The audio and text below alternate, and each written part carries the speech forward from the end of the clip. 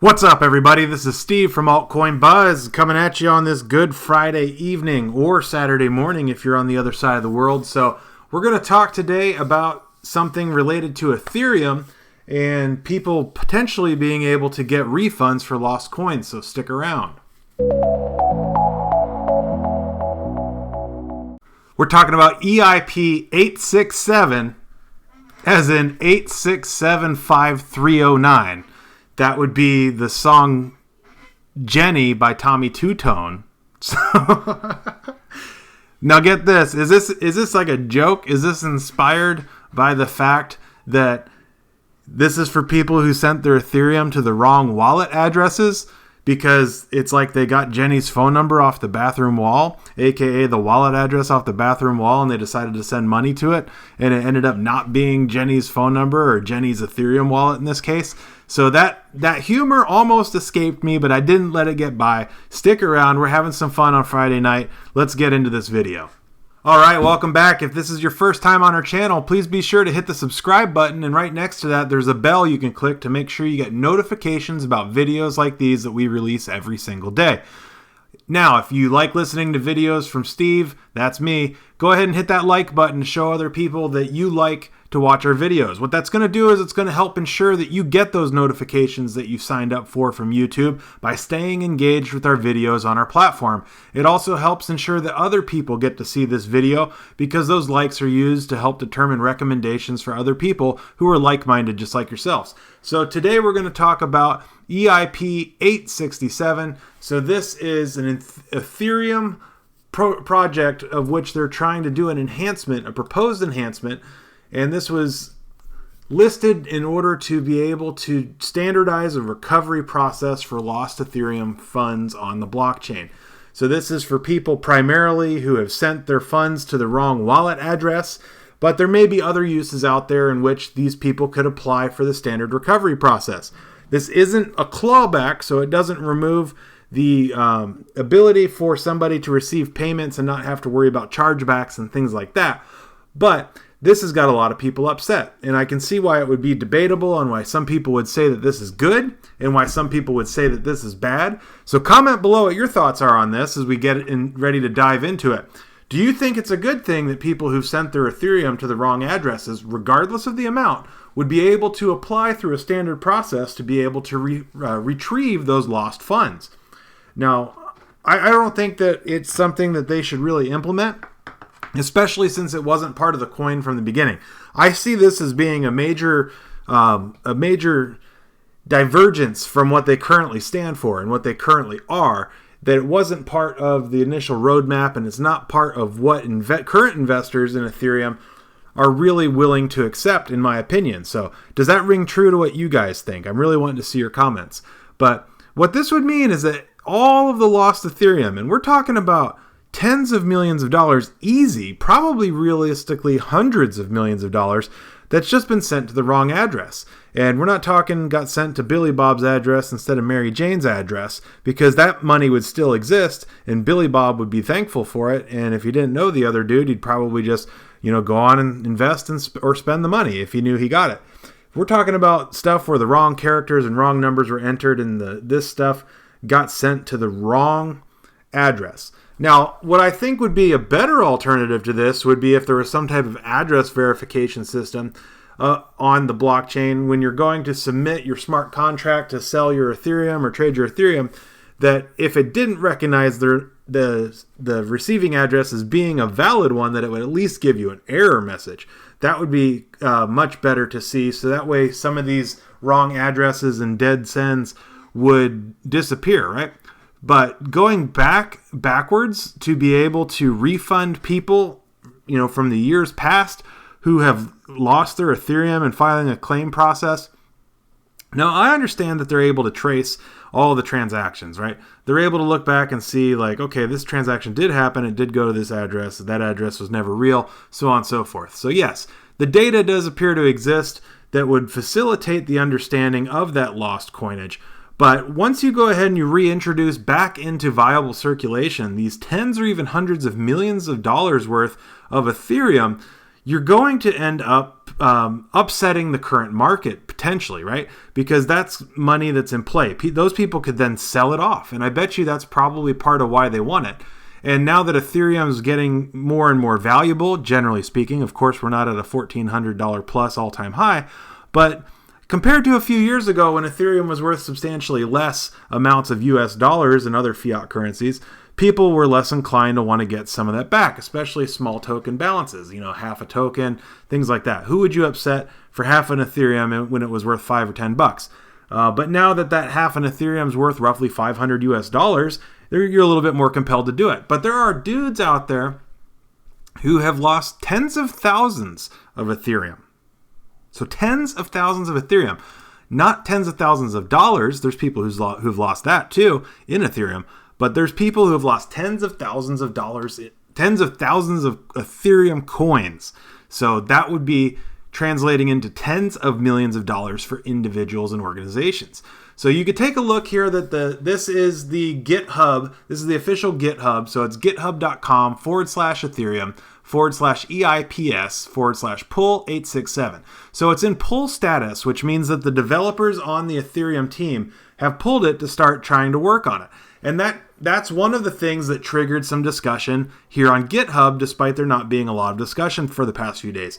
Another event that's taken place is that one of Ethereum's big-time developers decided to resign. So Hoichi Hira decided, if I pronounced that right, sorry if I didn't mean to intentionally butcher that. It's not my native tongue, but he cited legal concerns. So he's got valid legal concerns in the country of Japan that the code that he would be implementing would potentially break the law there. And that by being forced or being participating in the project during the implementation of this code would be potentially illegal, and he didn't want to be involved in it. So that's smart if that's the case, that he had to recognize that he had to step away from it to avoid legal troubles for himself. But in addition to that, he also disagrees with the philosophy of it.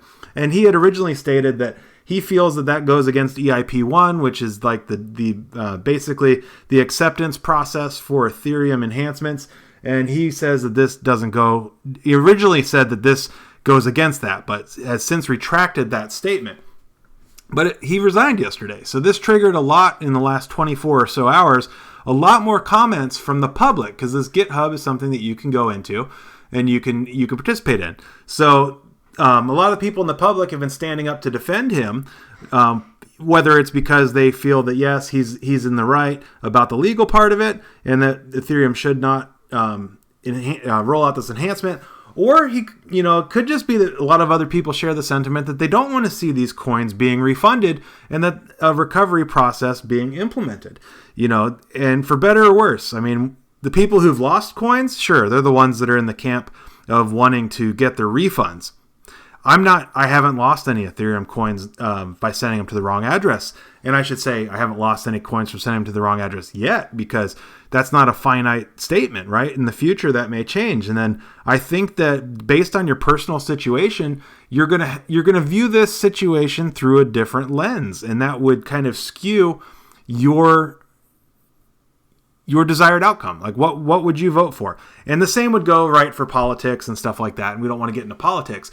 But this is kind of like a political thing in the cryptocurrency space, especially for such a large coin. We're talking about big time Ethereum here. So we're not just talking about some minor coin that seems inconsequential at this point. This is Ethereum, and it's also a platformer coin, of which more tokens are built on this platform than any other coin out there. And who's to say that this wouldn't start to apply to those? So, it's like opening Pandora's box the moment that they would roll this out there. And who's to say what would happen? So, love it or hate it, just let us know what you guys think, because we're interested in speaking about all things cryptocurrency here on Altcoin Buzz. If you haven't hit the like button by now and you've listened this far into the video, I either assume you don't like the content or I assume you do like the content. And if you do, go ahead and hit that like button. Again, I would really appreciate it. So we went and did a fun video yesterday. You guys had commented, sent me a lot of comments. I appreciate that. I really like when you guys jump in and let me know what you're thinking. We're not doing a crazy video today.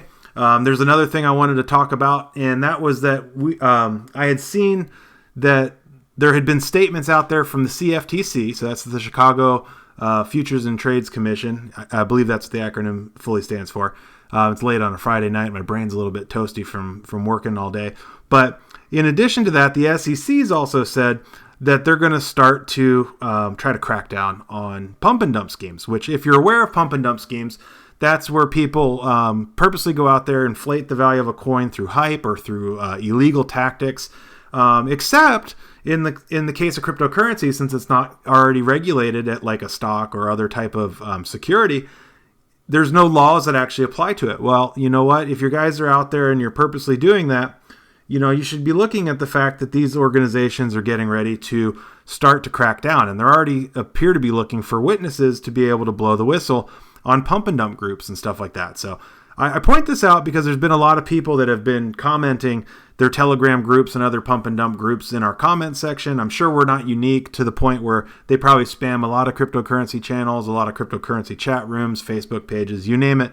But, guys, you've got to be more, one, pump and dump's not cool, but two, you guys got to be more aware of the fact that, if it's not illegal today, but how are you going to look in the future when that regulation comes? And are you going to be able to clean your act up? Are you going to be able to face the music when things like that take place? So just be a little bit smarter about it. Now, obviously, don't do it. It's not good. It's not healthy for the coin, right? And then you're going to leave people being the bag holder. We want to see people doing investing, whether that is day trading. That's your call. Whether you want to do short-term gains, short-term losses, right? Because there's obviously risk, and we never invest more than we can afford to lose. Again, anything I say, don't take it as financial advice. This is purely for entertainment purposes. I'm not qualified to give any particular financial or legal advice for that matter. But just speaking friend to friend on a Friday night, be more aware. Don't if you identify these groups, I'm not saying go out and report anybody for it, but be smarter than participating in it, right? Don't feel like you're going to be one of the lucky chosen who's going to be able to benefit from this alleged pump and then dump. Don't be like our friend Doug Polk. Did I almost say that wrong, or did I say that wrong? But don't just pump and forget to dump. He was joking, of course, as I'm joking as well. So you guys have a good Friday night. I'll do some more videos over this weekend. That way we can hang out for a little bit, comment back and forth, give it some chatter, and hopefully we'll keep seeing a sea of green. The sea of green has been good, makes me feel good. Hopefully you guys are feeling good about it. Don't celebrate too hard because we want to make sure we got a lot of energy going in the weekend. And we think that 2018 is obviously going to be a very strong year for cryptocurrency, both from a regulation standpoint in terms of us being able to kind of grow the space and be able to identify the scams and weed those out, peer-to-peer, and do that as a self-regulated space as we intend to be done. And then also from hopefully from a financial standpoint as we see the market start to recover. Don't ever be afraid if you see that the market's having a little bit of ups and downs. Obviously, that's normal in most markets. And if that starts to happen again, we'll be sure to give you our observations on what the heck is going on in that case. All right, talk to you guys tomorrow.